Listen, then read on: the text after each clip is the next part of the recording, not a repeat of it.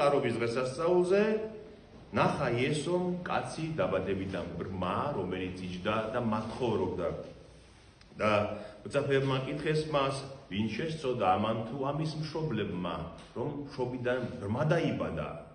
კითხვაში თვითონ დევს ის, რაც მათ სჯეროდათ, რომ შეიძლება ადამიანმა დედის მუცელშივე მიიდრიკოს, ანუ ცოდვისკენ მიიდრიკოს და დედის მუცელშივე შეცოდოს. ხედავთ, უკვე იუდეველებს ჰქონდათ ეს ცოდნა და რწმენა, რომ ადამიანი დედის მუცელშივე ცოცხალია.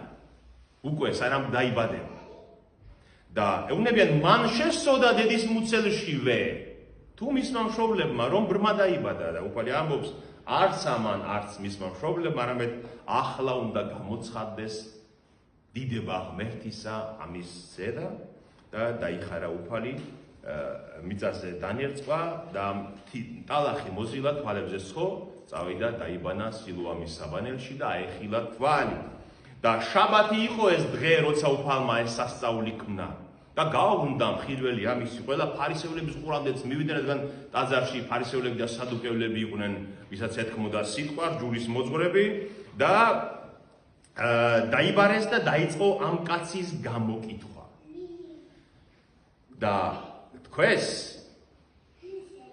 რომ ეს კაცი ქრისტეზე ამბობენ, არ შეიძლება იყოს ღმერთისგან, რადგან შაბათს არ იცავს. რატომ არ დაიცვა უფალმა შაბათი? ან რატომ მოზილა თიხა? მათ ჯულში, რაბინულ სწავლებაში იყო ასეთი ზუსტად ფრაზა აღარ მაქვს, დაახლოებით, რომ არავინ განკურნოს ბრმა იმით, რომ დაასხას თვალებზე ზეთი, ან იმით, რომ დაადოს ცომი თვალებზე. ანუ ეს განმარტება მათ ჰქონდათ, რომ არ შეიძლებოდა შაბათს საქმიანობა იმ გაგებით, რომ ზეთი დაგესხა სნეულისთვის, ან ცომი დაგედო, ან მალამო დაგედო. ესეც საქმეში ითვლებოდა მათი გაგები და აი ამის გამო ზუსტად რა უფალს არ შეეძლო ეთქვა, აიხილე თვალი და აეხილებოდა. აი ამ მცდარი შეხედულების დასარღვევად დაიხარა ის საქმე გააკეთა, მოზილა თიხა, ტალახის წაუსვა და უთხრა წადი დაიბანე, იმანაც საქმე გააკეთა შაბათს ბრმამ და ამაზე ამბობენ ფარისევლები, რომ ეს კაცი შაბათს არ იცავს. უფალს უნდა ამხილოს მათი სიბრმავე და გულქვაობა, რომ შაბათს ბრმის თვალის სახელა ნებადართულია, სიკეთის ხმნა შაბათს უქმე დღეს ნებადართულია. და დაიბარეს ეს კაცი, აი რა არის სიბრმავიდან გამოყვანის გზა. დაბადებიდან ჩვენც ხო ბრმანი ვართ, სულიერად ყოველი. ჩვენ რომ გავაკეთებთ ჩვენი ბავშვობა, თუნდაც მოზარდობა, მოზრდილობაც კი, სულიერად ბრმანი ვართ. ღმერთს ვინ იცნობს თავიდან, არც ერთი ჩვენთაგან. და ამ სულიერი სიბრმავიდან, წვდიადიდან გამოვყავართ იესო ქრისტეს. აი სარწმუნოება ქრისტესი, ზოგადად ესაა, რომ აი ეს ბრმის მაგალითი გვიჩვენებს, რომ ნელ-ნელა აი ამ სიბრმავიდან გამოდივარ და ჯერ კაცს ხედავთ იესოს და ნელ-ნელა მაღლდება ჩვენი შემეცნება იქამდე, სანამ არ მივხვდებით და ვიწამებთ, რომ ქრისტეა ძეღთისა განკაცებული ღმერთი. და კაცს ეკითხებიან, როგორ აღიხილა თვალი? და პირველი პასუხი, სულ სამი პასუხია კაცის, ამ ბრმა კაცის. პირველი პასუხი არის, რომ კაცმა, რომელსაც ქვია იესო, ტალახი მოზილა, ცხო, მითხრა წადი დაიბანეო და ავიხილე.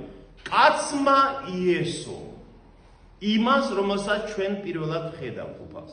კაცი იესო. მაგრამ ზოგი მორწმუნე ამაზე ჩერდება და აღარ აგრძელებს შემეცნებას და გონია, რომ ქრისტე კაცი, რომელმაც ეს აღასრულა. შემდეგ კიდევ მიდის მისი დაკითხვა, მინდა ეს პასუხები მინდა წაგიკითხო დღეს და კვლავ კითხეს შემდეგ მეორედ, შემდეგ მისი მშობლები გამოკითხეს და მეორედ კითხეს მას, ბრმას, რა სიტყვი მასზე, რა გიღათვალი აგიხილა, ხოლო მან თქვა, წინასწარმეტყველია. კაცი უკვე მაღლდება მისი შემეცნება, რომ წინასწარმეტყველია, წინასწარმეტყველი მათთვის ნიშნავდა ღვთის ნების გამცხადებელ ადამიანს. ჯურის მასწავლებელს, ხო? ანუ მას ვისაც ელაპარაკება ღმერთი. კაცი ამბობს, კაცი ესო კი არა, წინასწარმეტყველია ალბათ ეს. ეუნება მესამედ. შემდეგ მას კიდევ ედავებიან არჯერად და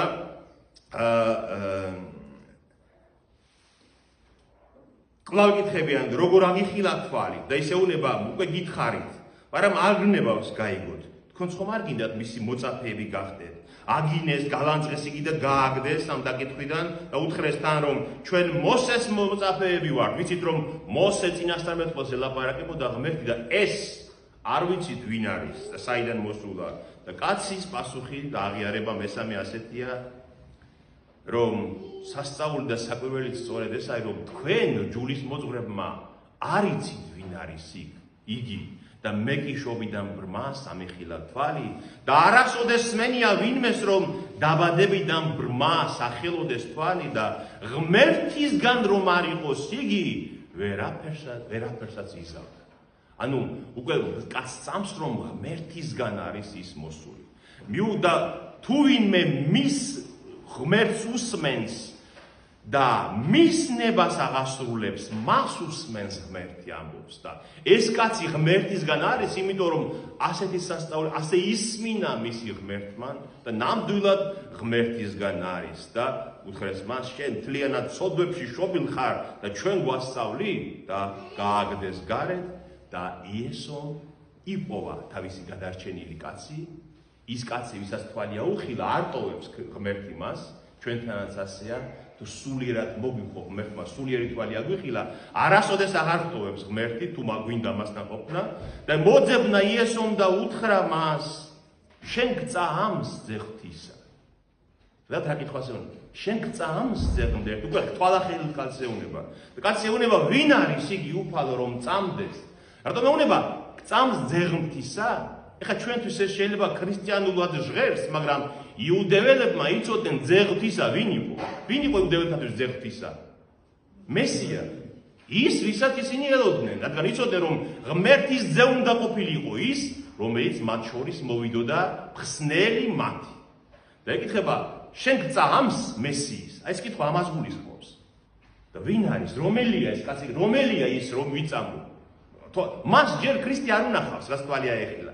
ხვდებით? ამ მომენტამდე ბრმა იყო და ხმა ესმოდა მისი მხოლოდ და ახლა უკვე თვალხილულს ჯერ პირველად ხედავს მის წინაშე განკაცებულ ღმერთს და უთხრა იესომ მე ვარ რომელიც გელაპარაკები შენ და დავარდა კაცი თაყვანის წამას და თქვა წამს უფალო და თაყვანის წამას და მივიდა კაცი იქამდე რომ მან იხილა ძეღმთისა რომელიც იდგა მის წინაშე. აი ეს არის გზა, როდესაც სულიერი სიბრმავიდან გამოდის ადამიანი და მიდის იქამდე, რომ წამს იესო ქრისტე, როგორც ძეღმთისა მხსნელი მისი თვალის